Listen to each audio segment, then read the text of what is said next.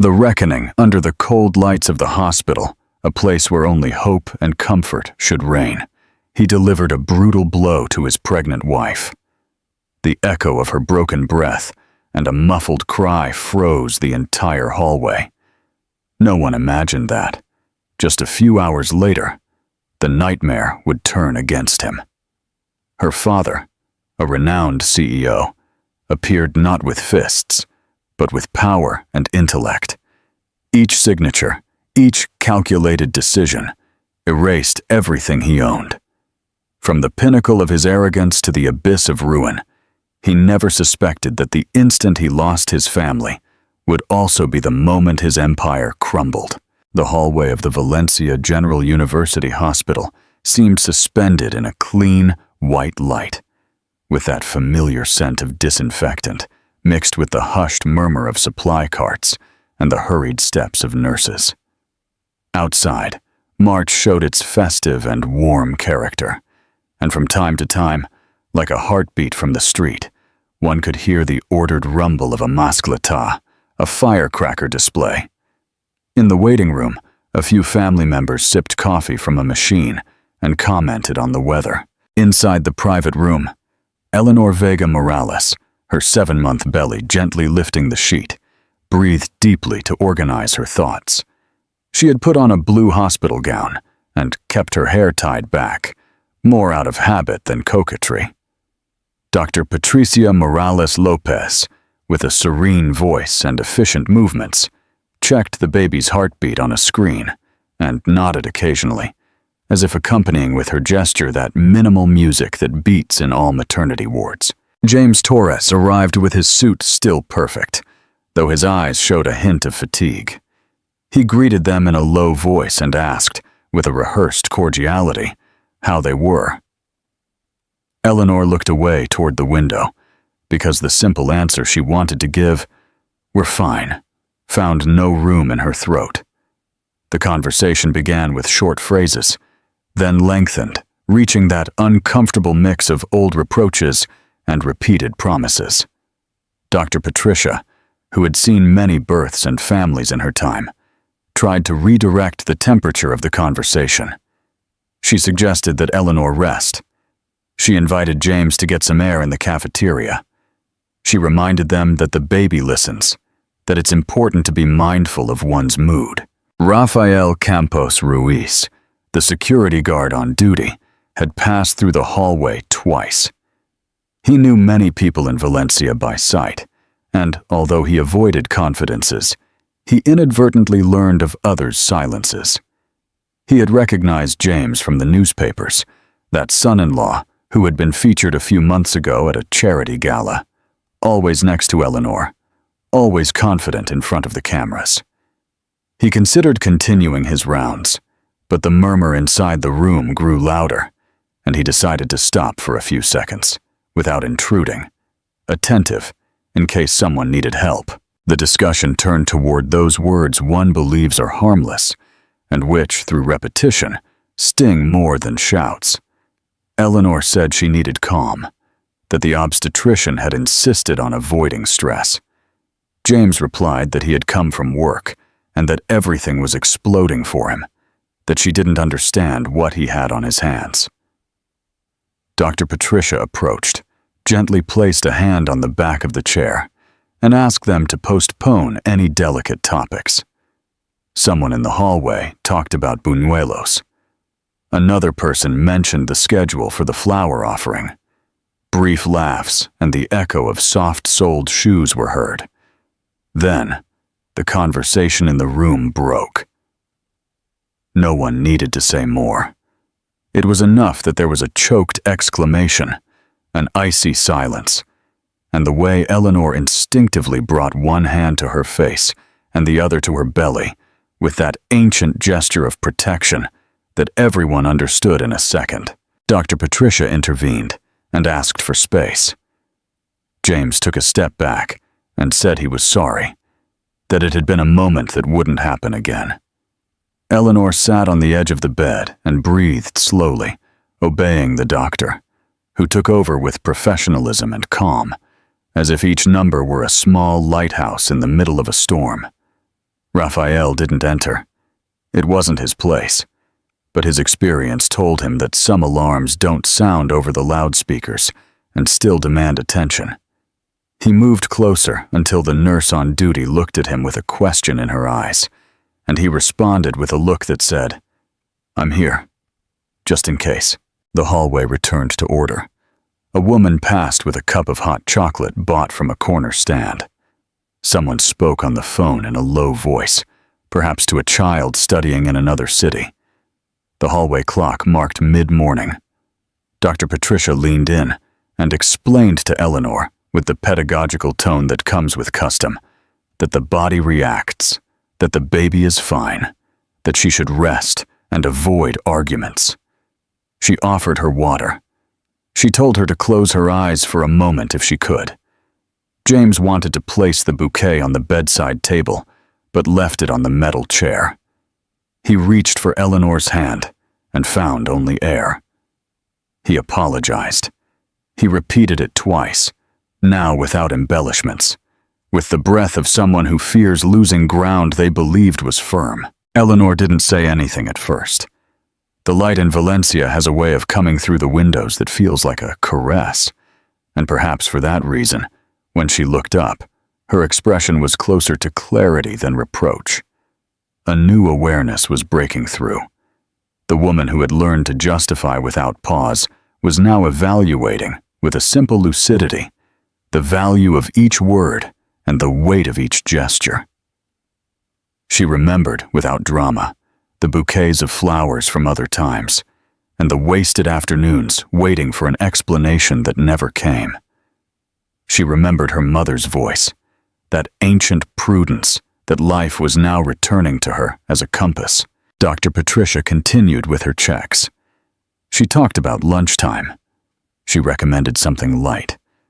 She mentioned that the hospital cafeteria served good salads, and that in Valencia everyone knew how to find good arroz, even on a Tuesday.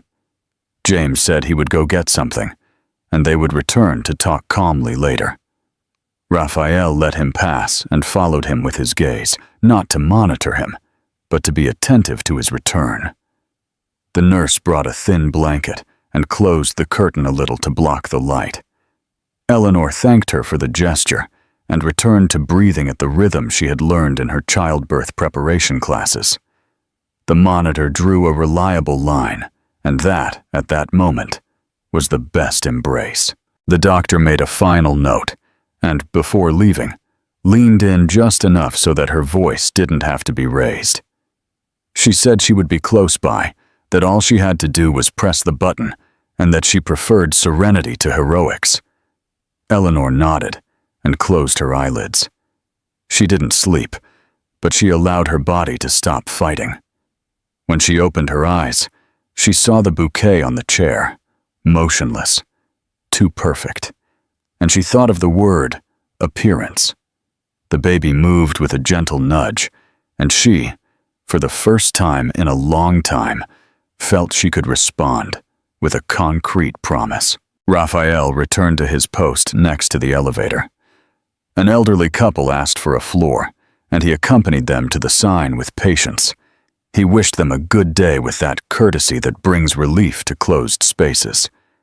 The man replied with a brief joke about the noise of the phallus and their ears. The woman smiled, and the humanity of that exchange left a simple serenity that Raphael treasured. Back in his chair, he sat for a moment looking at his own phone. He was not a man of impulse. Some people, by dint of listening to confidences and attending to those who arrive nervous, learn to distinguish where a gesture is needed. He thought of the first time he had seen Eleanor, years ago, entering with her father, Don Alejandro Torres. He remembered the way that businessman, whom everyone treated with distant respect, had looked at his daughter with that quiet affection that needs no translation. Raphael had kept the discreet business card that Don Alejandro left at the reception desk in case any family member ever needed a favor. It was not a habit to use such cards, nor was it a habit to act as if nothing were wrong when your heart told you otherwise. Eleanor asked for a glass of water, and the nurse brought it to her with a straw. She took 2 slow sips. She looked at the window. The noise of the city seemed like a distant song. The door opened, and an aide-de-camp entered with a tray. He brought a light broth and some bread. Eleanor thanked him. She barely tasted it and rested her hand back on her belly. She thought of Madrid, of her father's apartment with the long views of the Castellana, of breakfast with a splash of milk in the coffee on the terrace when the sky was clear. She thought that perhaps that was the place where the air didn't cut through you inside. The doctor returned just in time to ensure that the rest of the day passed without incident. She said that calm was important, and that, if there were visitors, they should be short and kind. She added, with a slight smile, that in Valencia, the best advice is to take things with the measure of a good siesta, and that it's never a bad idea to listen to the elderly, because at a certain age, life teaches you to choose your battles. James did not return immediately. The clock continued its work, and the hospital maintained its discreet rhythm. Raphael was already standing, and then he made a simple decision that for him had the weight of inevitability. He slid his finger across the screen, found a contact he hadn't used in years, and with the same firmness with which he would open an emergency door when there was smoke, he made the call that could restore order where a basic measure of respect had been broken. A father's intercession, Raphael dials a number he had kept for years, the private office of Don Alejandro Torres in Madrid. High up in a glass building on the Paseo de la Castellana, the morning progressed with that midweek rhythm of Madrid, when cars stop and start to the beat of traffic lights, and the murmur of the city seeps through the windows. Don Alejandro Torres's office maintained a light filtered by clear curtains, and on the mahogany desk, perfectly ordered folders were aligned next to an Italian coffee maker that let out a dense, comforting aroma. Alejandro was reviewing construction reports with the attention of someone who had built an empire brick by brick, when his private phone emitted a deep tone that interrupted his concentration. Only a few people had that number. He lifted the receiver, and the firm voice of Rafael Campos Ruiz, the security guard at the Valencia General University Hospital, filled the silence. With the precision of someone who knows that every word counts, Rafael recounted what had happened that morning. He spoke of the hallway, of the argument that grew heated, of that instant when the air turned cold, of how Eleanor had brought her hand to her face and belly, and of the paralyzed faces. He did not exaggerate, but he also did not soften what had occurred. Alejandro listened in silence, leaning back in his chair, his gaze fixed on an indefinite point. Memory brought him the image of his late wife, Doña Cristina, warning him years ago that James had a difficult temperament. He had wanted to believe that time would smooth it out, that marriage and fatherhood would bring calm. Now that hope crumbled with every phrase from Raphael. At the end of the story, the guard hesitated for a second, before adding that it wasn't the first time he had seen signs of tension in the couple. He didn't want to go into details he couldn't confirm, but he felt that Alejandro needed to know. The businessman thanked him for the call with a grave tone, promising that he would not forget his loyalty and courage. He hung up slowly, placed the receiver on the base, and remained for a few seconds with his hand resting on it, as if it still weighed something. He took a deep breath and pressed the intercom to call Patricia Soto Herrera, his head of legal affairs. The lawyer appeared a few minutes later, a folder under her arm and a determined stride. Alejandro told her to close the door and invited her to sit down. Without beating around the bush, he explained what had happened in Valencia, omitting embellishments, with the functional coldness of someone who turns a wound into a work order. Patricia frowned, took quick notes, and asked what he wanted to be done. Alejandro, without looking away from the window, replied that from that moment on, the priority was to protect Eleanor and the grandchild, who was on the way. As they spoke, the bell of a tram could be heard in the street, and the murmur of a group of tourists walking toward the Natural Science Museum. Patricia suggested traveling to Valencia to accompany Eleanor, and, at the same time, observe James up close. Alejandro nodded, but added that her presence would not be to observe but to act. He ordered that they begin to review all contracts and financial ties between Torres Constructions and Velez Promotions, his son-in-law's company. He wanted to know every last detail of how the two companies were connected and if there were any cracks through which to cut. The lawyer, aware of the magnitude of the task, closed the folder and promised to have a preliminary report before nightfall. Alejandro stood up, poured 2 coffees with a splash of milk, and held out a cup. It was a small gesture, but in his world, it meant that alliances were sealed with both data and humanity. As soon as Patricia left, Alejandro dialed another number. This time he spoke to his personal assistant to reorganize his schedule. He canceled 2 meetings, delegated a site visit, and asked for a reservation on the first high-speed train to Valencia for that very afternoon. He wanted to arrive without warning, to see Eleanor before James could mold the story to his convenience. While he waited for confirmation of the trip, he approached the large window. Madrid stretched out before him, with red rooftops and long avenues. He was not a man given to nostalgia, but that morning he allowed himself to remember Eleanor as a child, running through the hallways of his house with a drawing notebook in her hand. He remembered how he had promised, in silence, that nothing would harm her joy. A promise, he understood, is not broken with words, but with omissions. The sound of the phone again interrupted his thoughts. It was Patricia, confirming that Dr. Marcus Cole, the private investigator they had worked with on other occasions, was available to join the trip. Alejandro accepted without a doubt. Marcus had a reputation for being discreet and effective, and in situations like this, information was worth as much as any contract.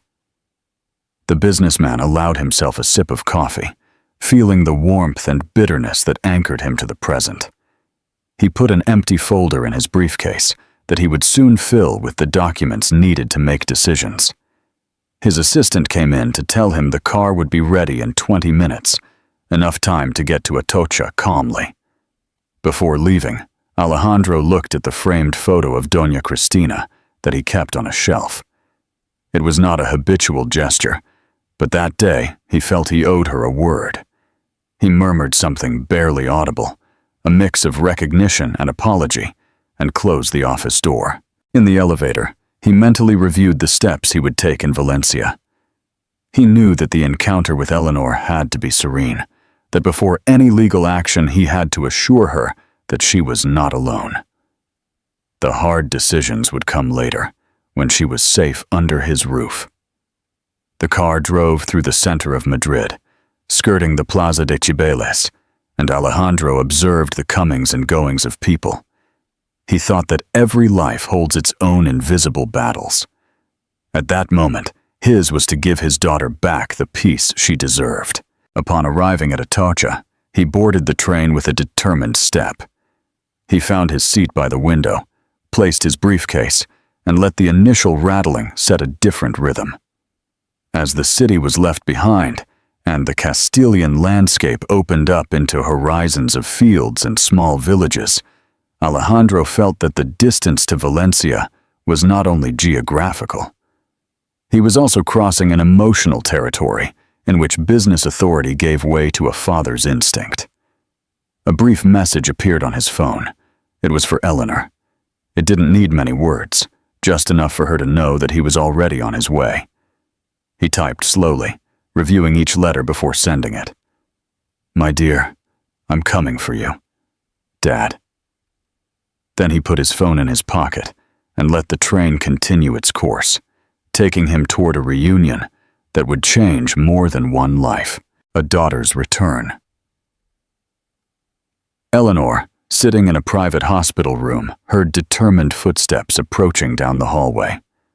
The midday light came obliquely through the high window and warmed the white of the walls with a golden tone that made the disinfectant smell more pleasant.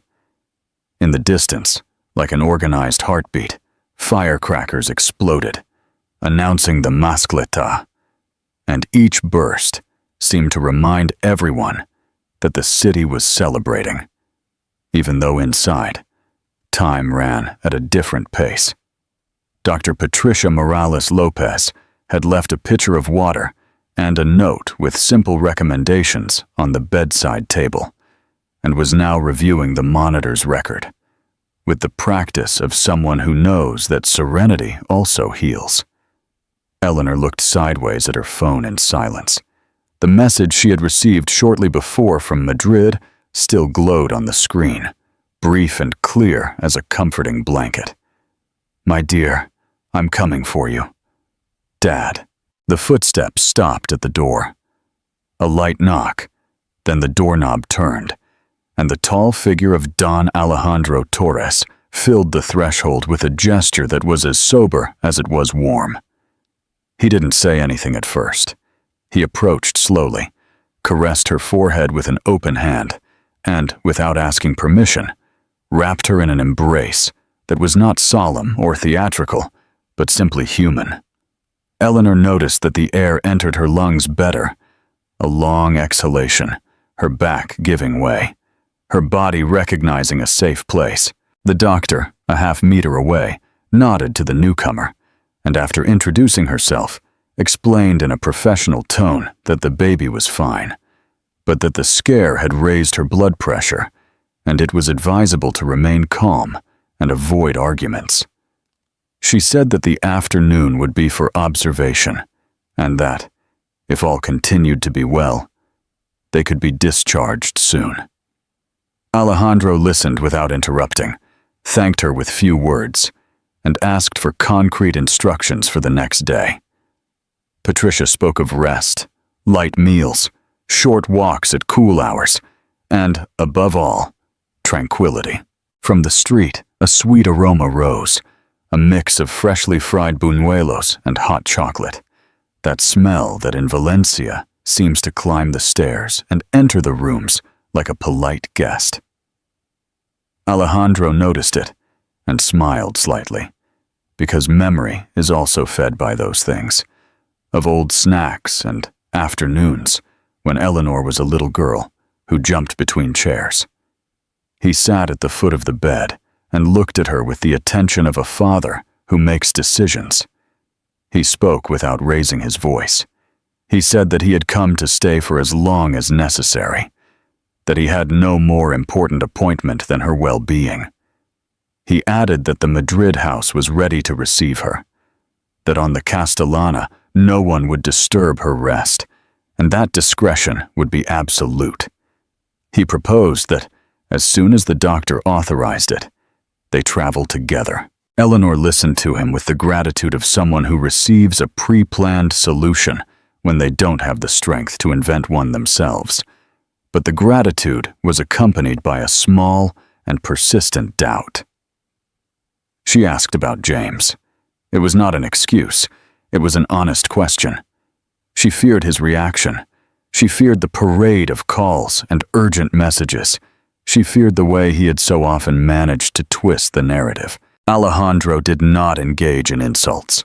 He said that for now, the only thing that mattered was her health, and that any conversation with third parties would happen when she was strong and calm.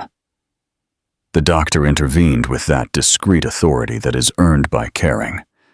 She explained that shocks at this stage of pregnancy were not advisable, that they had to protect her nightly rest, and that the body understands care. She reminded them of the hospital's lunchtime. She suggested a broth and some bread, and she dropped, as if in passing, that sometimes a brief book and a short nap do more for recovery than many well-intentioned phrases. Alejandro nodded. He thanked her again and asked if he could take care of the discharge procedures as soon as her vital signs normalized. The answer was affirmative, provided that the next few hours were stable. In the hallway, an aide pushed the door with his knuckles and entered with a metal tray. He left the steaming broth and a small plate with a yogurt. Eleanor took 2 spoonfuls and felt that her stomach accepted it. Alejandro, who rarely showed haste in public, had already put his silent agenda in motion. He sent a message to his assistant to coordinate a car at the hospital's side entrance. He asked his butler in Madrid to air out the east-facing room, requested soft cotton sheets and a rocking chair by the window. Everything was done with that economy of movement that distinguishes those who solve things without a fuss. Then he returned to the chair and left his phone on the table, face down, like someone clearing the field of what matters. He took his daughter's hand in both of his, without squeezing it, and then, for the first time, he asked her how she really felt. Eleanor spoke little. She said she felt tired, and at the same time, strangely lucid. She said she didn't want to fight, that she didn't want to justify anything, that she wanted to get to a place where she could sleep soundly. Alejandro clung to the exactness of those desires. The hands of the clock advanced toward 1 o'clock. The murmur of the mascleta grew until it became a strong presence, like a backdrop that vibrated in the glass. The doctor returned for a new measurement. The numbers were going down, and the monitor's line drew a more serene landscape. They talked about logistics naturally. Alejandro proposed the high-speed train for the next day. First thing, silent car, window seat. The doctor approved the idea and suggested that she travel in comfortable clothes, with slip-on shoes and a bag with only the essentials. She also asked that, upon arriving in Madrid, there be silence and a light, home-cooked meal. At that point, Eleanor looked at her father with a mixture of relief and melancholy. She knew that that decision brought with it more than just a change of city. It was a symbolic return, a declaration, a new distribution of loyalties that put her where she should have been from the beginning. Alejandro understood that mix. He was not a man of speeches, but he chose simple words. He told her that at his house no one would ask for explanations, that she would set the pace, that her only task would be to take care of herself and prepare for the baby's arrival. He reminded her, almost in a whisper, that Doña Cristina had always trusted her strength.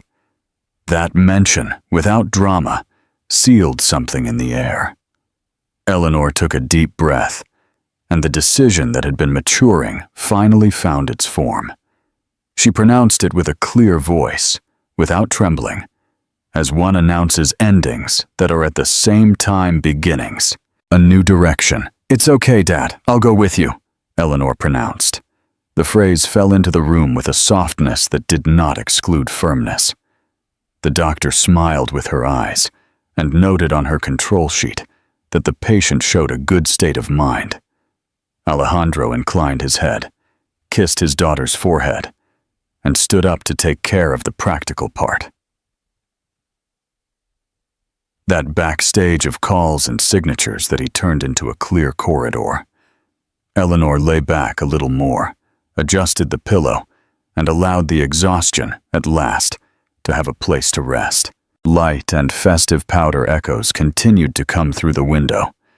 She thought of the room on the Castellana, of the curtain that filtered the morning sun, of the distant murmur of traffic that sometimes gets confused with the wind. She imagined the rocking chair by the window and a cup of clear tea in her hand.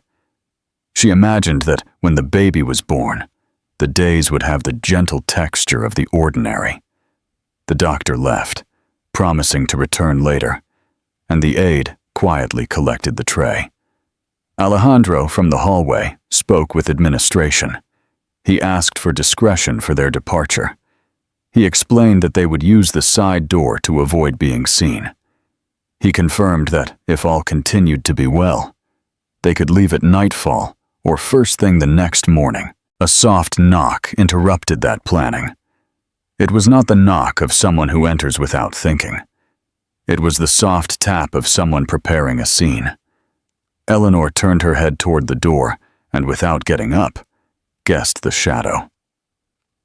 The heartbeat of the street continued its festive music, and the sweet aroma of chocolate suddenly seemed too cloying. Outside the room, James arrived with a bouquet of white roses and a rehearsed smile. In the hospital hallway, the murmur of voices mixed with the echo of hurried steps and the smell of disinfectant.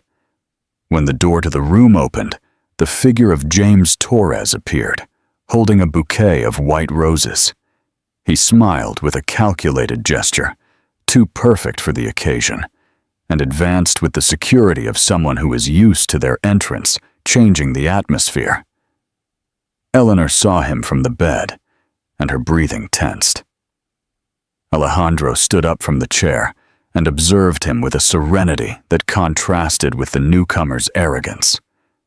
Dr. Patricia remained in a corner, reviewing some reports, and looked up as she noticed the change in the emotional temperature of the room. James placed the flowers on the table with a slow, deliberate movement, as if the scene were a play. He looked at Eleanor, feigning tenderness, and told her that he had run as soon as he found out, that it had all been a misunderstanding, and that together they could resolve it. His words seemed soft, but in their tone was a command disguised as affection. Eleanor, still convalescing, felt the contradiction. A part of her remembered the days when James seemed to be everything she needed, but another, more recent and clearer part, could not ignore the nights of arguments and the feeling of living under surveillance. Alejandro did not intervene immediately. He observed, giving his daughter space to respond, although every muscle in his face was attentive to protecting her. The doctor, aware of her role, remained calm and reminded them that the patient needed rest. She suggested that the visit be brief and that they keep their voices low, so as not to alter the baby's heart rate. James turned to her and condescended with a, "Of course, doctor," although a flash of impatience gleamed in his eyes. The atmosphere filled with a tension that could not be disguised with flowers or rehearsed smiles. From the window came the distant music of the phallus, trumpets and drums that reminded everyone that in the city the party continued, regardless of private battles. Alejandro then decided to intervene. With a serene tone, he thanked James for the flowers and his concern, but clarified that at that moment, the priority was Eleanor's tranquility. He said that any conversation about the future should be held in a neutral place when she was recovered and without pressure. James smiled with his lips, but not with his eyes. He commented that the press was already speculating about their relationship, and that the best thing was to show a united front to avoid rumors. That reference to the outside world made Alejandro tense up. He reminded him that health is not measured in headlines, but in heartbeats and rest. The doctor corroborated his words with medical data and added that any alteration could have undesirable consequences. Eleanor listened in silence, but a determination was forming within her. She did not want her life or her son's to be negotiated based on headlines or appearances. The clock marked mid-afternoon. In the street, fireworks exploded, making the windows vibrate. Alejandro took his daughter's hand and asked her to think only about what made her feel safe. James took one more step closer, with a gesture of possession disguised as tenderness, and insisted that he was the man who should be by her side at that moment.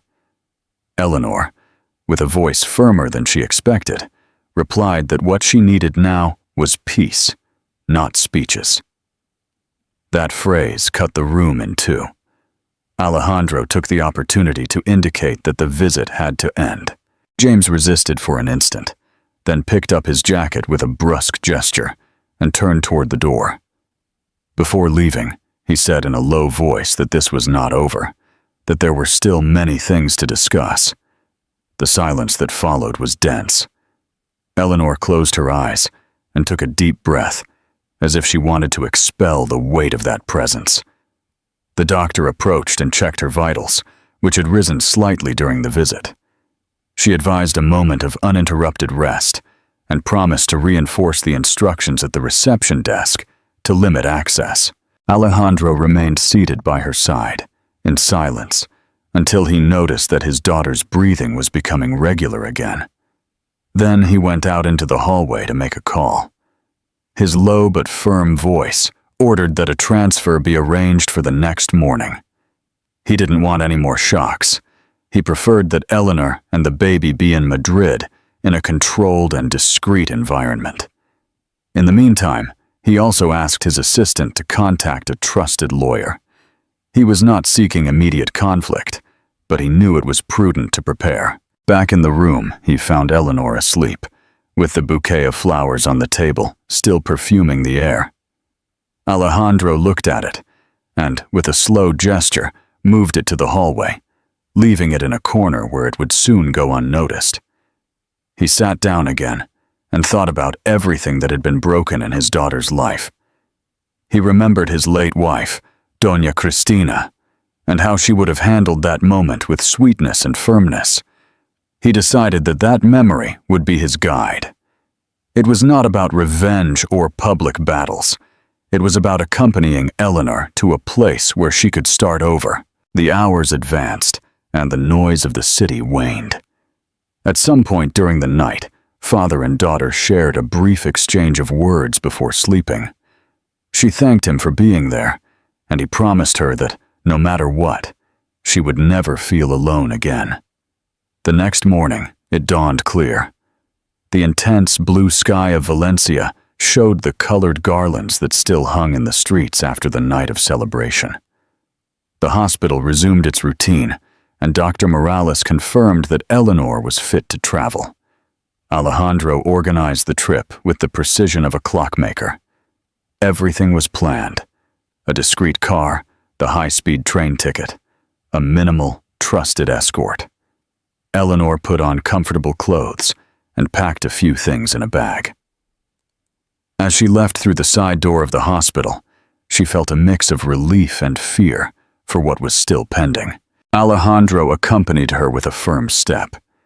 In his eyes there was determination, but also the shadow of concern for the words that James had left hanging in the air. As the car drove away from the hospital, Eleanor rested her forehead against the glass and watched as the palm trees and buildings were left behind. She thought of Madrid, of the house on the Castellana, of the rocking chair by the window, and of the possibility of starting over. Alejandro, by her side, closed his eyes for an instant and prayed in silence for the peace to last. But he knew that the most difficult battle had not yet begun. That certainty became the secret he kept as he caressed his daughter's hand. The afternoon was calm, but somewhere James was planning his next move, convinced that he could still reclaim what he believed was his. Alejandro's determination and Eleanor's fragility came together on the same horizon. The journey was just beginning, and with it, the definitive test of how far a father can go to protect what he loves most. A new life, a new battle. The Madrid afternoon fell over the Paseo de la Castellana with an orange sky that illuminated the classic buildings and the constant traffic. In the home of Alejandro Torres, the atmosphere was different from the hustle and bustle of the city. The lit fireplace provided a serene warmth, and on the dining room table, there were simple dishes, tortilla de patatas, and fresh salad. Eleanor, sitting next to her father, seemed calmer for the first time since what happened in Valencia. Her pregnancy was progressing normally, and Dr. Morales, who had agreed to stay in Madrid for a few days, supervised every detail of her recovery. It was a familiar, intimate scene, which contrasted with the tension of the previous days. Alejandro, however, knew that the calm was relative. James's visit to the hospital had not been a closed chapter, but the prelude to new attempts. While they shared dinner, Alejandro spoke of the need to reinforce the security of the house. He did not do so in an alarming tone, but practically, like someone preparing for a trip. Eleanor listened in silence, with mixed feelings. On the one hand, she appreciated the protection. On the other, she did not want to feel like a prisoner in her own home. Patricia intervened gently, reminding them that the most important thing was emotional serenity. She said that a safe environment is built not only with locks, but also with trust. Alejandro nodded and promised himself not to fall into obsession. His daughter should not live in fear, but with hope. After dinner, Eleanor retired to her room, and Alejandro was left alone in the living room. He turned on the radio and let the notes of an old zarzuela fill the space. He closed his eyes and thought about the future. He wondered if he would be able to guide his daughter toward a new life without repeating the mistakes of the past, those silences that had once allowed his marriage to Doña Cristina to grow cold. The next day, a routine took shape. Eleanor ate breakfast of bread with tomato and café con leche on the terrace. Patricia took advantage of the mornings to take small walks with her through the gardens of the house. Alejandro, meanwhile, received reports in his office, reviewed legal documents, and talked with his trusted lawyer, Don Manuel Rivas. The strategy had to be clear: ensure that any claim by James lacked a basis. To do this, Manuel needed to gather evidence of James's previous behavior, his shady business dealings, and his history of excesses. Alejandro was determined to act legally and transparently. He did not want clandestine revenge, just justice. Manuel warned him that James was cunning and would probably try to approach Eleanor through indirect means, through mutual acquaintances or even the press. Alejandro took a deep breath. He knew that the Torres last name was a magnet for journalists, but he set out to protect his daughter's privacy. The first test came faster than expected. One morning, as they were leaving a medical checkup, a photographer tried to get close to capture images of Eleanor. Alejandro reacted immediately. He ordered his driver to get them away and asked for discretion from the clinic. Eleanor, frightened, understood that her life had changed. She could no longer walk peacefully through the streets of Madrid without fear of being watched. That night, as they were having dinner in the dining room, Alejandro took her hand and told her that the most important thing was to protect her privacy. He promised that as long as he lived, no one would use her as a media trophy. Eleanor smiled with gratitude, although a trace of melancholy could be seen in her eyes. She wanted to feel free again, not become a symbol of a dispute. At the same time, Patricia became more and more integrated into the family dynamic. Her presence was not only medical, but also human. She prepared chamomile infusions, recommended gentle walks, and sometimes shared stories of her own personal challenges. Eleanor began to confide in her, sharing thoughts that she did not dare to tell her father. She told her about the moments of tenderness that James had also had, how not everything had been darkness.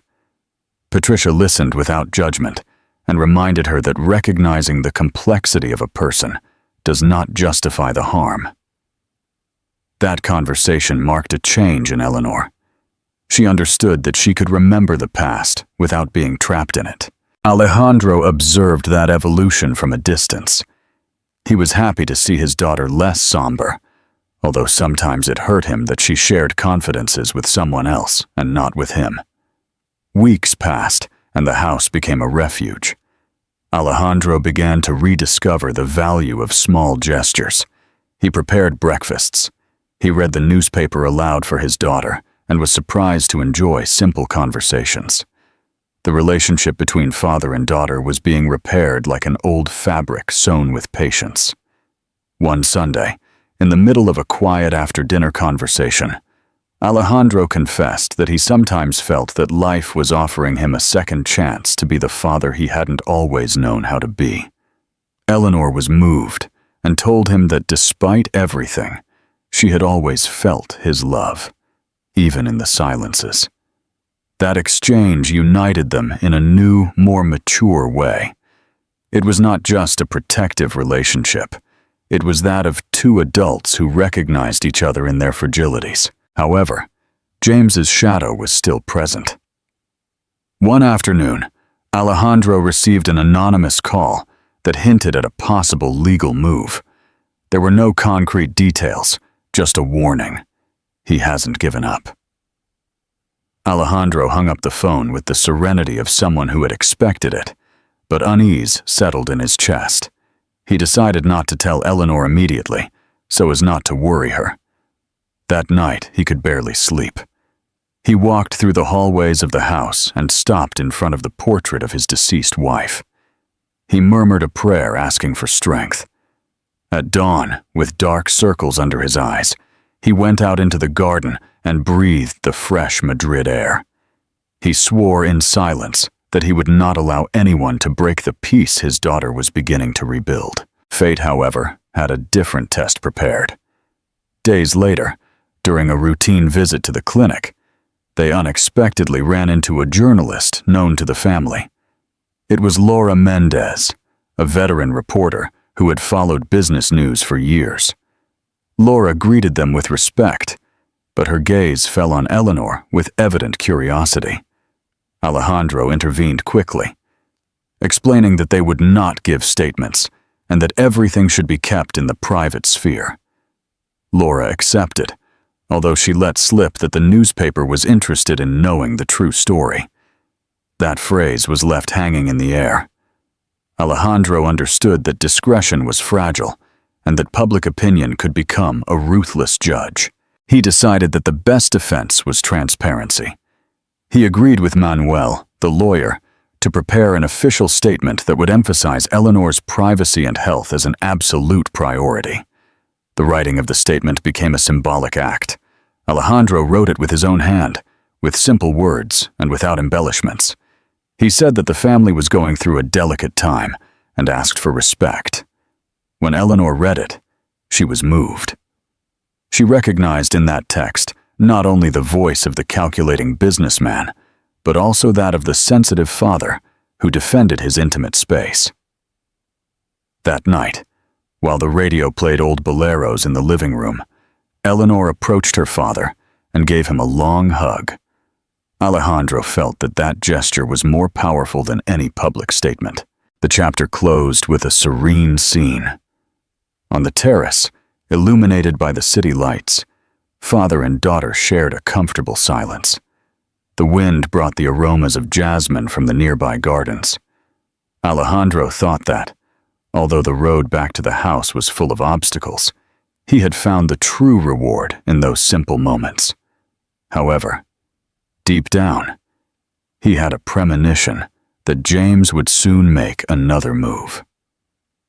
That certainty became the shadow that accompanied even the sweetest moments. While the Madrid night enveloped the house, the Torres family discovered that true strength is not measured in business or titles, but in the ability to resist together in the face of the inevitable. The final judgment. A fine rain fell on the rooftops of Madrid, while the Torres family tried to regain a certain routine in the house on the Castellana.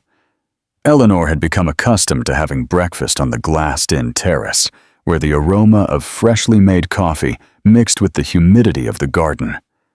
Her pregnancy was advancing calmly, and Dr. Patricia Morales continued to supervise every detail. Alejandro watched with a mixture of pride and fear as his daughter slowly regained her serenity. However, the threat of James continued to float in the air like an echo that no one wanted to name aloud. The memory of the anonymous call he had received still kept him awake some nights, wondering how the next move would arrive. One ordinary morning, as Eleanor was returning from a gentle walk accompanied by Patricia, she found a white envelope at the entrance to the house. It had no return address, but the seal of a law office in Valencia was unmistakable. Alejandro opened it cautiously, and inside he found a formal notification. James was claiming his marital rights and demanding financial compensation linked to the Torres last name. The language of the document was cold, calculated, and in every line, the shadow of a legal battle could be felt. Eleanor was filled with fear. She had done everything possible to distance herself from that past, and yet he kept finding a way to intrude into her life. Alejandro, on the other hand, showed no surprise. With a firm voice, he assured her that the next step was to respond with clarity and demonstrate that the family would not be intimidated. The following days were marked by constant meetings with Manuel Rivas, the family's trusted lawyer. The office became a center for legal discussions and strategies. Eleanor listened attentively, although she found it difficult to follow the legal terms. For her, the important thing was the feeling of being under James's control again. In one of those meetings, Patricia spoke up. She reminded them that the essential thing was Eleanor's health and that they should not let the external pressure affect her pregnancy. Alejandro thanked her for her words and promised that everything would be resolved without his daughter having to be exposed to humiliating situations. It was the first time in a long time that he was so sure of himself.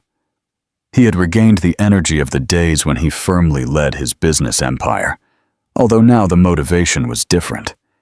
It was not about business, but about his daughter's dignity. Eleanor, meanwhile, was experiencing a whirlwind of emotions. One afternoon, she took refuge in the house library. She sat in front of the large windows that overlooked the garden and wrote down thoughts in a notebook that she didn't dare to share aloud. She remembered moments of her relationship with James, from the excitement of the first months to the pain of disappointment. At times she felt rage, at times nostalgia. She didn't understand how she had allowed someone like that to have so much power over her. Patricia found her in that state and sat down beside her. She told her that writing is a way of healing, that recognizing pain is the first step to freeing yourself from it. Eleanor smiled with tears in her eyes. She understood that her path to peace was not just about winning a lawsuit, but about regaining her self-confidence. The legal process advanced slowly, with documents going back and forth between offices in Madrid and Valencia. Alejandro made an effort to remain calm in front of his daughter, but in private, he was restless. One night, as he walked through the dimly lit living room, Patricia joined him in silence. Alejandro confessed that he feared he wouldn't have the strength to sustain all this. She reminded him that true strength is not in avoiding problems, but in facing them with dignity. Her words moved him more than he expected. It had been a long time since anyone had spoken to him with such frankness. Alejandro realized that he was not alone, that he had found in Patricia an ally not only for his daughter's health, but also for his own emotional balance. The tension reached a climax when James appeared in person in Madrid. He did not do so in an aggressive way, but subtly. He showed up at the restaurant where Alejandro usually had lunch with some old colleagues. When he saw him, Alejandro felt a knot in his stomach. James, in an impeccable suit and with a calculated smile, approached his table and told him that sooner or later they would end up resolving everything in front of a judge. His words were not a direct attack, but a reminder that he was willing to go all the way. Alejandro looked him in the eye and calmly replied that the Torres family would not be manipulated. That brief exchange, in the midst of the restaurant's hustle and bustle, marked a before and after.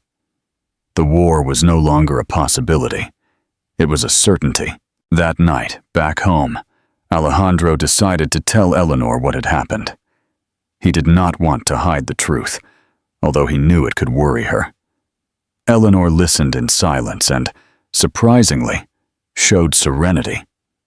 She said that if James wanted to drag them into a lawsuit, then she was willing to face him. Alejandro looked at her with both pride and concern. He recognized in his daughter a courage that had been hidden until then. It was the beginning of a new stage. It was not just about defending herself, but about regaining the voice that James had taken from her for years. The atmosphere in the house changed after that conversation.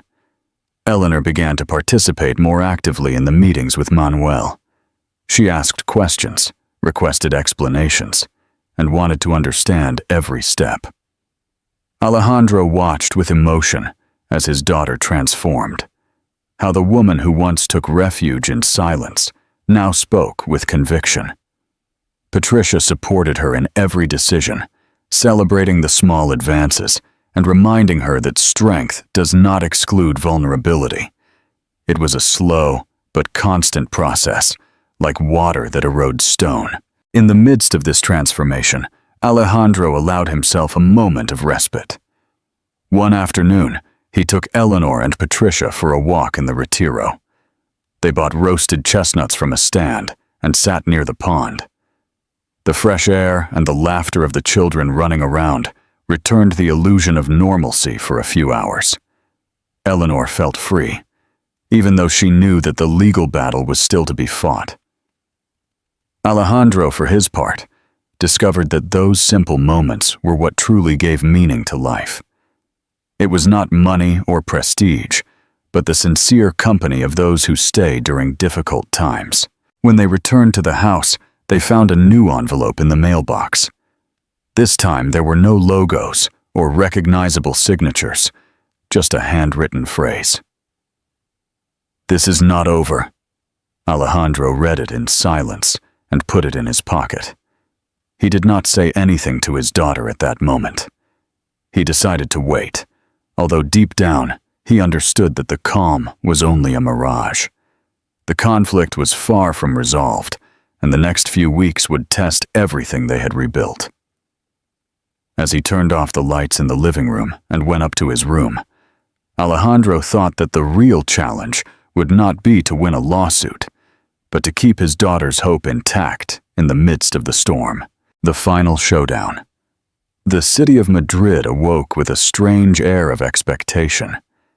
News of the lawsuit between the Torres family and James began to circulate in some discreet circles, and although Alejandro had tried to keep everything quiet, nothing could stop people's curiosity. In the house on the Castellana, breakfasts had become strategic meetings. Manuel Rivas arrived early with folders full of documents and explained the steps they would take in the Valencia courthouse. Eleanor, with her advanced pregnancy, tried to remain serene, although every word about deadlines and judges reminded her that she would soon have to publicly face her past.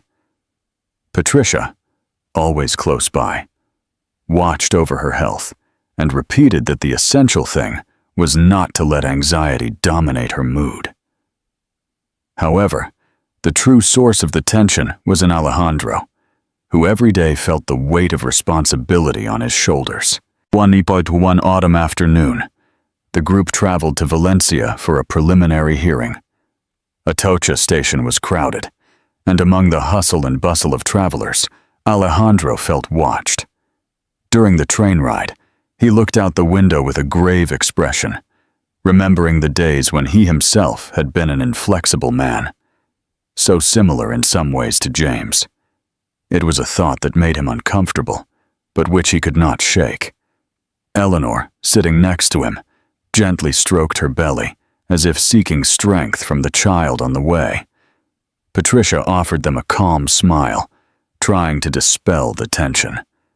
The trip, although brief, became a compendium of dense silences and gazes loaded with doubt. Upon arriving in Valencia, the family stayed in a small hotel near the City of Arts and Sciences.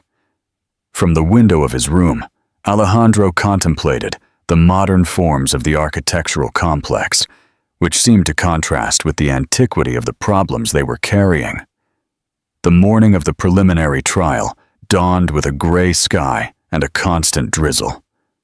Eleanor walked slowly, holding Patricia's arm, toward the courthouse building. Around them, The murmur of passers-by was inevitable. Some recognized Alejandro, others noticed Eleanor, and there were those who whispered James's name, with a mixture of contempt and morbid curiosity. For Eleanor, it was like walking naked in front of strangers, but she remained upright, aware that running away would only fuel the rumors. Inside the courtroom, the atmosphere was solemn. The wooden benches, the portraits of retired judges, and the silence broken only by the echo of footsteps gave the feeling of being in a place where decisions weighed more than anywhere else. Manuel spoke on behalf of the family, firmly presenting Eleanor's rights and the abusive nature of James's demands. When it was his turn to speak, James appeared with his usual confidence. He wore an impeccable dark suit and smiled as if every gesture was calculated. In his arguments, he tried to portray Eleanor as a capricious and ungrateful woman, someone who owed him part of her financial stability. It was a moment of great tension, and Alejandro clenched his fists under the table to restrain himself. Patricia, from the observer's seat, fixed her gaze on Eleanor, transmitting calm with her simple presence. The climax of the day came when the judge asked Eleanor to speak. It was not planned, and the young woman's heart pounded with uncontrolled force. She stood up slowly, her hand on her belly, and addressed the court. Her voice, although trembling at first, gained strength as she narrated her story. She told how she had been a victim of James's control, how his promises had been transformed into chains, and how she had fought to rebuild herself far from him. It was not about money or last names, but about dignity and the future of her child. There was an instant when the room was in absolute silence, broken only by the heavy breathing of those present. Even the judge seemed surprised by the strength of her words. Alejandro, moved, felt for the first time that his daughter no longer needed protection, but recognition as a full and brave woman. When the session ended, James left first, accompanied by his lawyers, with a forced smile. Alejandro watched him as he passed close by and understood that behind that facade there was contained anger. James was no longer invincible, and he knew it. Eleanor, exhausted, allowed herself to be embraced by Patricia, who whispered that she had taken a decisive step toward her freedom. Manuel, with a serious but satisfied expression, said that the testimony had been convincing and that they had more chances than they imagined. For Alejandro, that day represented an internal turning point. He realized that his role was no longer to solve everything for her, but to accompany her and trust in her ability. That recognition hurt, and at the same time relieved him. It was like accepting that his daughter was no longer a child, but a woman capable of writing her own story. That night at the hotel, Eleanor could not sleep. She went out onto the balcony and contemplated the lights of Valencia reflecting in the Turia River. Alejandro joined her a few minutes later. They didn't talk much. They just shared the silence and the cool breeze. In that instant, Alejandro remembered the years when he had neglected his family for work and promised himself not to repeat that mistake.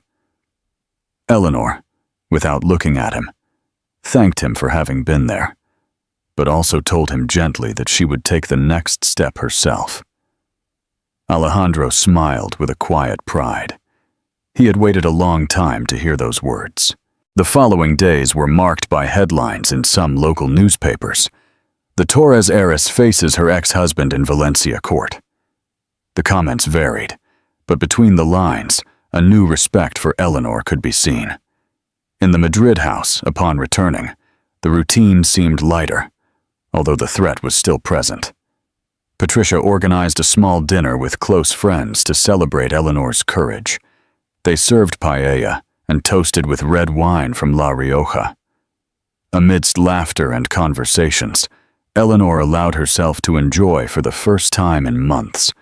However, at the end of the evening, she found an unknown message on her phone. "You have no idea what's coming." It was James's voice, though disguised in words. The shock was inevitable, and she felt the cold on her back again. Alejandro received the news with contained anger, but decided not to respond immediately.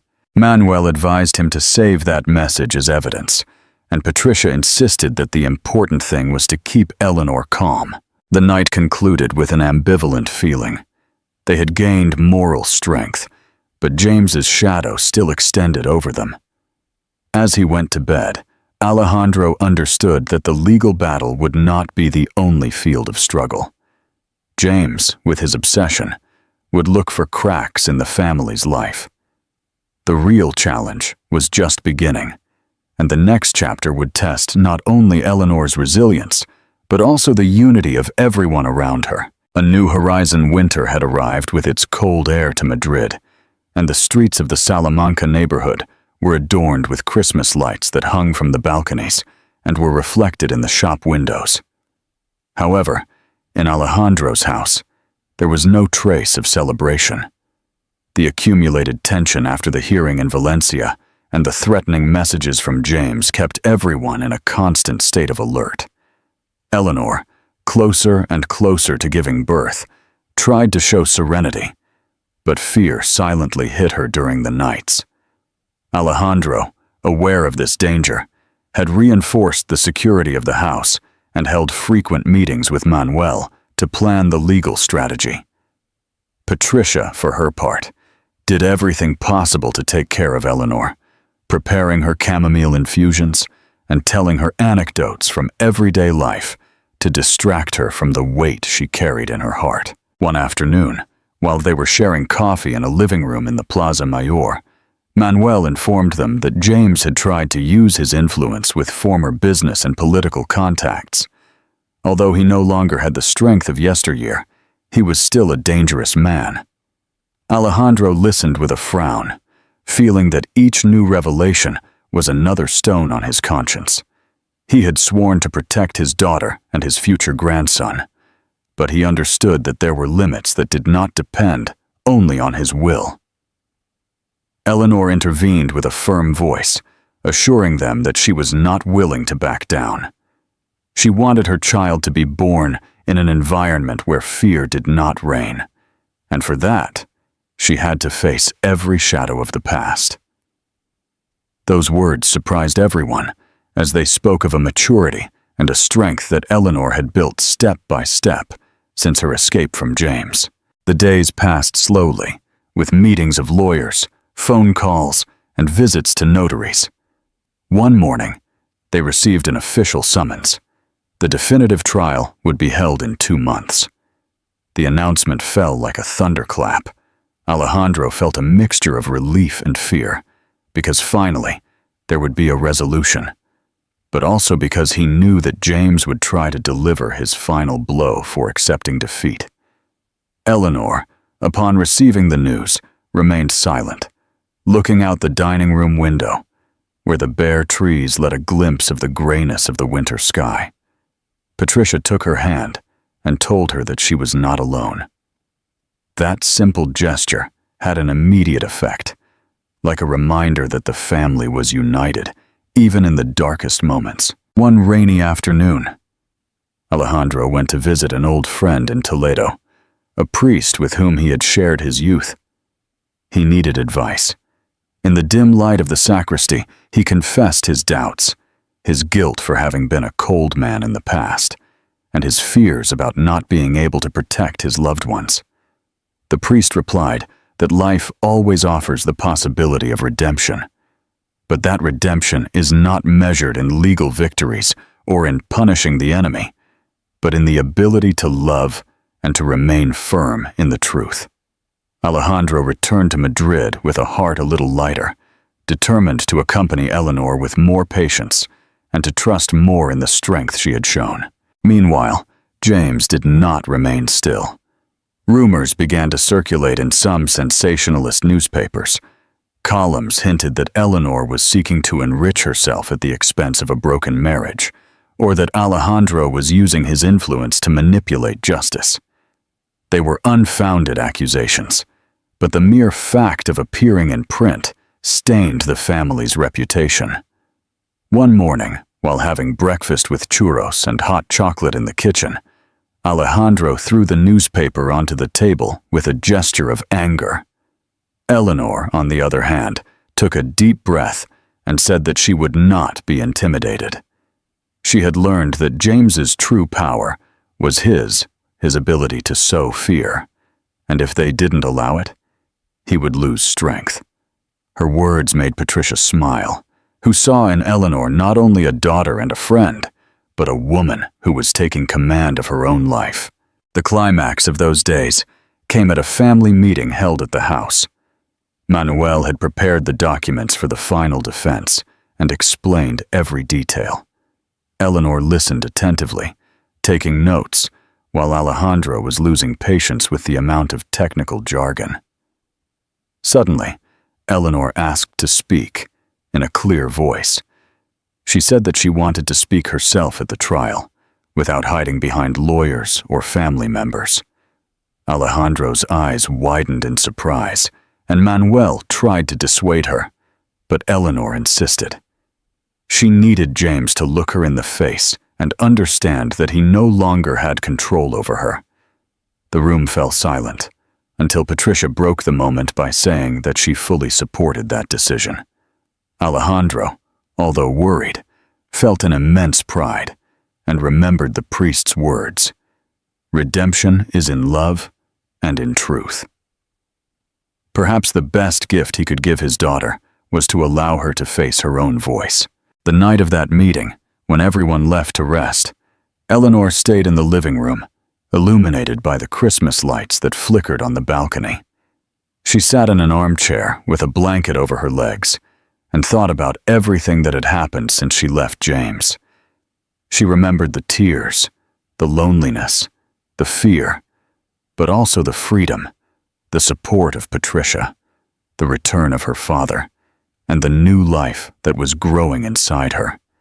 She felt strong and grateful. Outside, the rain had stopped, and a cold air caressed the streets. Eleanor smiled for the first time in weeks, convinced that the future could be bright if she maintained the courage to move forward. The next day brought an unexpected turn. While reviewing correspondence in Manuel's office, an envelope without a return address appeared. Inside, there were photos of Eleanor taken without her noticing. In the street, at the doctor's office, entering her usual cafe in Lavapiés. The threat was clear. James was watching her. Alejandro gritted his teeth in anger. Patricia paled, and Eleanor, although frightened, calmly said that this only showed her ex-husband's desperation.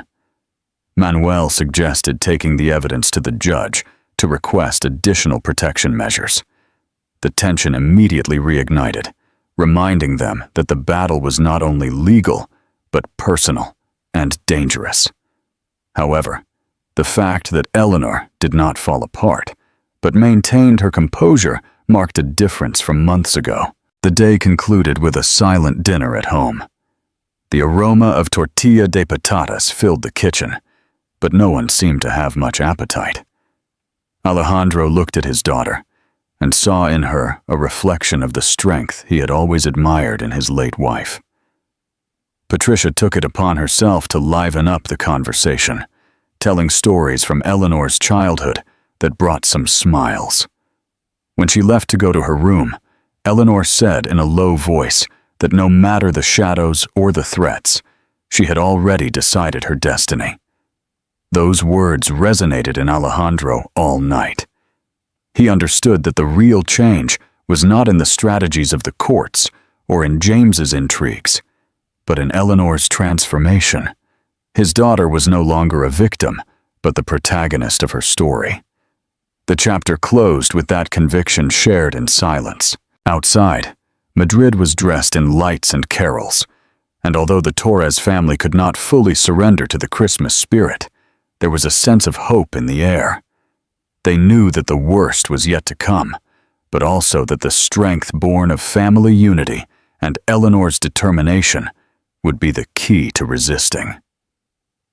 On the horizon, the definitive trial loomed, and with it, the possibility of closing old wounds. However, James's shadow would not retreat without a fight, and everyone sensed it. The victory of truth, the dawn in Valencia, brought a clear sky, with a winter sun that faintly illuminated the cobblestone streets that surrounded the city of justice. The Torres family arrived early, each with a face marked by tension and hope. Eleanor wore a sober pearl gray suit, her belly very evident under the fabric, but she walked with a firm step. Alejandro, with a serious expression and carefully combed hair, accompanied her closely. Patricia remained by her side, serene but attentive, while Manuel organized the final defense papers. The trial was about to begin, and everything they had built in months depended on those hours. The silence at the entrance to the courthouse was barely broken by the murmur of journalists and onlookers who hoped to witness the outcome of a confrontation that had captured public attention. Inside the courtroom, the tension was palpable. James was already there, sitting with his lawyer, wearing an expensive suit, but with a face hardened by bitterness. When Eleanor entered, he looked up and a spark of anger crossed his eyes. She, on the other hand, remained calm and did not look away. She remembered every word she had promised to say, every moment she had remade her life after so much pain, and now she felt she was in a position to speak her truth. The judge, a middle-aged man with a serious countenance, asked for silence and began the session. Alejandro took a deep breath, while Patricia squeezed his arm discreetly, trying to transmit strength to him. James's lawyer opened with a speech full of accusations. He tried to present Eleanor as a manipulative woman who sought to take advantage of the situation, and Alejandro as a businessman who used his contacts to influence the process. Each word was a blow to the family's patience, but Manuel, prepared, took notes, and remained serene. When it was the defense's turn, he clearly presented the facts. The years of psychological abuse and control exercised by James, the documented evidence of threats, and the surveillance to which Eleanor had been subjected. The room murmured at each revelation, while the judge listened attentively. James, nervous, tapped his fingers on the table. The crucial moment came when Eleanor asked to speak. She stood up slowly, instinctively stroking her belly before addressing the stand. Her voice, although trembling at first, gained strength as she told her story. She narrated how she had escaped from a marriage that oppressed her, how she had rebuilt her life from scratch, how she had found in her father and in Patricia a support that restored her confidence. She did not use words of hatred, but of dignity. She looked James directly in the eyes and told him that she was no longer afraid of him, that her child would be born free from the chains of the past. The room fell into a deep silence. Even some of the attendees, who had come as mere onlookers, were moved by her statement. Alejandro felt tears burn in his eyes, and Patricia, moved, lowered her head to hide her emotion. James, enraged, asked to intervene. His lawyer tried to stop him, but he stood up and began to make incoherent accusations. He said that Eleanor had betrayed him, that Alejandro had manipulated everyone, that the press was against him. The judge asked him to calm down several times, but James lost control. His voice echoed in the room, full of resentment, and for a moment he seemed to forget where he was. That loss of composure was watched with attention by the judge and those present. Alejandro clenched his fists, fearing that verbal explosion might escalate, but Manuel reassured him with a gesture. It was clear that James was showing his true colors in front of everyone. After that outburst, the session continued with the presentation of additional evidence. Photographs of the illegal surveillance, medical reports, and testimonies from neighbors who had witnessed scenes of verbal violence reinforced Eleanor's case. The judge announced a recess to deliberate on the admissibility of the evidence, and the room slowly emptied. Alejandro accompanied his daughter to a bench in the hallway, where she sat exhausted but serene. Patricia handed her a bottle of water and caressed her shoulder. Eleanor, with a slight smile, assured them that no matter how much longer this lasted, she had already said what she had been silent about for years. Alejandro, in silence, promised himself he would never fail her again. The recess ended, and everyone returned to their places. The judge, with a firm gesture, announced that all the evidence presented would be accepted, and that Eleanor's testimony would be considered a key piece. James paled, and his lawyer tried to maintain his composure, but it was clear that the scales were tipping. The day was drawing to a close, and the judge declared that the sentence would be handed down the next day after reviewing all the material again. That decision prolonged the wait, but it also made clear the importance of the case. The Torres family left the courtroom with a slow step, surrounded by cameras and microphones, although Alejandro asked them not to make statements. They wanted to maintain calm at that decisive moment. The climax of the day came at the exit of the courthouse. As they were going down the stairs, James approached, escorted by his lawyer. In a barely contained voice, he whispered to Eleanor that this was not over, that he still had resources. Eleanor looked at him without blinking and replied serenely that she was no longer afraid of him. Alejandro intervened immediately, placing himself between the two, and Manuel made a gesture to the security guards to separate the situation. It was a brief moment, but loaded with symbolism. James no longer had power over her. That firm look from Eleanor said it all. Patricia, observing the scene, felt that her friend had achieved a strength that she herself could not have imagined. Upon returning home, the atmosphere was different. Dinner took place in silence, with bowls of hot soup and freshly baked bread that they barely tasted. Each one was immersed in their thoughts. Alejandro reflected on how close they were to the outcome. Patricia thought about how to support everyone in the final moment, and Eleanor, despite her exhaustion, showed an inner peace that radiated in every gesture.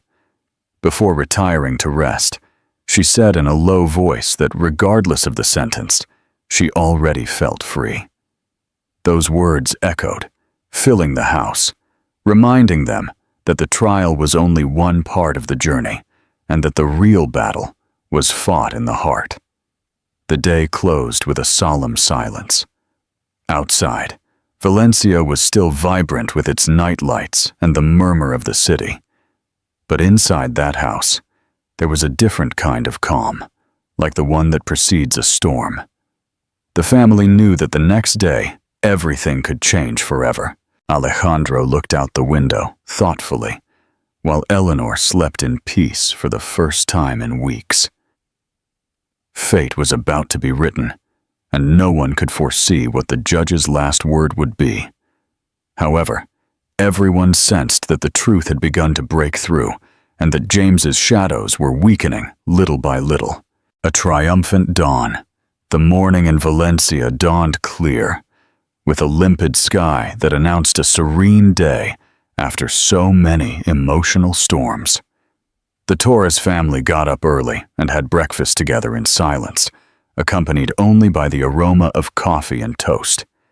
Eleanor absent-mindedly stroked her belly as she listened to Patricia's words of encouragement and Manuel's practical observations about the schedule at the courthouse. Alejandro, serious but composed, simply looked at his daughter with a mixture of pride and nervousness. He knew that that day would mark a before and after in their lives, and he hoped that the judge would put an end to the uncertainty that had consumed them for months. The atmosphere in the house was sober, charged with expectation, but also with an air of quiet dignity. At the courthouse, the hustle and bustle was greater than on previous days. Journalists, photographers, and onlookers crowded at the entrance, hoping to capture an image or a statement. The case had attracted public attention, not only because of the names involved, but because it represented a woman's struggle to free herself from the shadows of her past and build a different future for her child. When Eleanor crossed the door of the building, she did so upright, with a firm step, followed closely by her father and Patricia. Alejandro watched her with a lump in his throat, aware that this daughter, whom he had once felt was fragile, now radiated a strength that moved him deeply. The echo of Eleanor's heels on the marble floor of the hallway seemed to mark the beat of the final day. The room was full, and the judge appeared on time, asking for silence with a solemn gesture. James, sitting on the other side with a tense countenance, tried to maintain his composure, although his restless eyes betrayed his anxiety. The defense lawyer reviewed his notes, while the prosecutor adjusted the final documents on his table. The judge announced that he had reviewed all the evidence and testimonies, and that he was in a position to issue his verdict. A reverent silence took over the room. Clocks seemed to stop, and even the breathing of those present was held in wait. Eleanor took her father's hand for an instant, as if to remind him that everything they had lived through together had led them to that moment. The reading of the verdict was slow and clear. The judge declared James guilty of psychological coercion and of violating his ex-partner's privacy through illegal surveillance. In addition, he ruled that Eleanor would maintain full custody of her future child and would have protective measures to guarantee her peace of mind. The sentence included financial sanctions and strict limitations for James regarding his contact with her. The room reacted with an immediate murmur. Some were surprised, others nodded in silence. Alejandro breathed a sigh of relief, feeling a huge weight lift from his shoulders. Patricia moved, let the tears flow freely, and Manuel allowed himself a discreet smile of satisfaction. Eleanor remained serene, although contained emotion shone in her eyes. She had waited for this recognition of justice for too long. James reacted with rage. He stood up abruptly, protesting with hurried phrases about conspiracies and manipulations. The judge interrupted him firmly, reminding him that he had to be respectful in the room. His lawyers surrounded him to calm him, but his figure, once imposing, now seemed small against the weight of the truth. Eleanor looked at him in silence and understood that that man no longer had power over her life. She didn't need to respond or retort. Her freedom did not depend on his words, but on the decision she had just heard. That moment of confrontation was brief but forceful, and everyone in the room felt it as the closing of a painful cycle. The exit from the courthouse was a contrast to the tension inside. Outside, the midday light bathed the square, and journalists launched questions. Alejandro asked the reporters for respect and refused to make extensive statements. Eleanor, however, stopped for a moment and spoke a few simple words. She said that justice did not erase the past, but it opened the door to a future where her child could grow up in peace and surrounded by love. There were no long speeches or prepared phrases, just the sincere voice of a woman who had regained her dignity. The crowd fell silent for a second before erupting in applause. Alejandro, moved, hugged her tightly, while Patricia held her hand. It was an intimate moment shared with everyone, a symbol that wounds, however deep, could heal. Upon returning home, the family decided to share a simple but special meal. On the table, there was tortilla de patatas, freshly baked bread, and a fresh salad. They toasted with red wine from UTL Requena, celebrating the closing of a dark stage. Eleanor ate slowly, savoring each bite, as if she wanted to taste the present. Patricia told small anecdotes to lighten the tension, and Manuel commented on how that trial could become an important precedent. Alejandro watched everyone with a mixture of relief and gratitude, knowing that the most important thing was not the signed papers or the sentences, but the unity they had managed to maintain and strengthen. The afternoon passed calmly. Eleanor, tired, lay down on the sofa while listening to the radio. Outside, the city's hustle and bustle continued, but inside the house, peace reigned.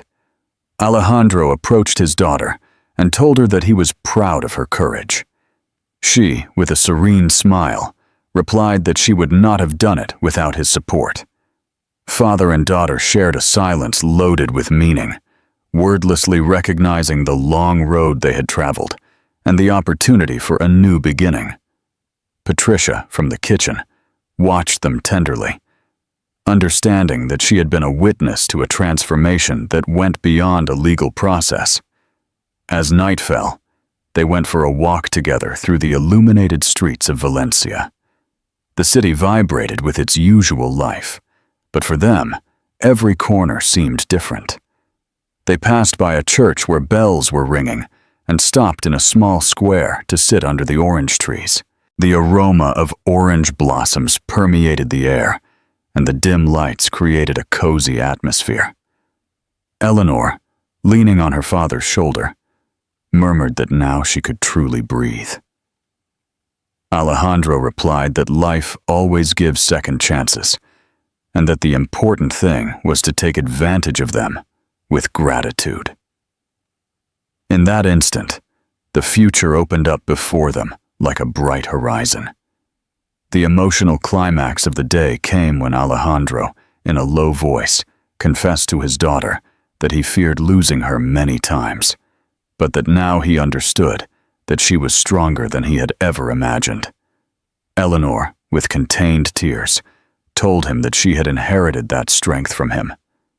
They hugged for a long time, under the complicit gaze of Patricia and Manuel, who remained nearby in silence. That hug not only symbolized the judicial victory, but also family reconciliation, forgiveness, and the promise of a shared tomorrow. The wound of the past was left behind, and what remained was the certainty that together they could face any adversity.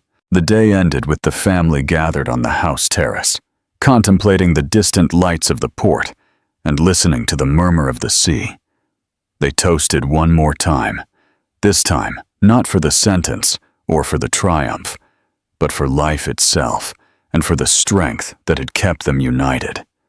Eleanor lay back with tranquility, aware that that night she would sleep in peace with no shadows to haunt her.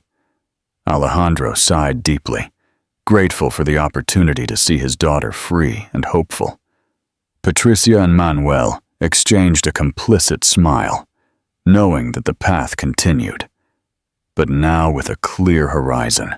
Thus, under the starry sky of Valencia, the story of pain and redemption found its closure.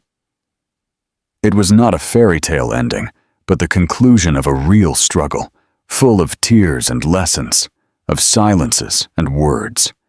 Eleanor knew that there were still challenges, but also that she had regained something invaluable: trust in herself and in the family that accompanied her. And while the night wind gently caressed the balconies, everyone understood that what they had lived would be etched not as a wound, but as a luminous scar that would always remind them of the importance of justice, of love, and of shared strength. Interactive elements prompting question. The story emphasizes that Alejandro's true redemption was not in his power, but in his change as a father. How did his final actions and words show this? Call to action. Share your thoughts on what this story teaches us about justice and what it truly means to be a hero in a family. Discussion. Do you think James will ever be able to recover and face the consequences of his actions? Question for the reader. How did the recurring imagery of the hospital, the city of Valencia, and the family's home symbolize Eleanor's journey?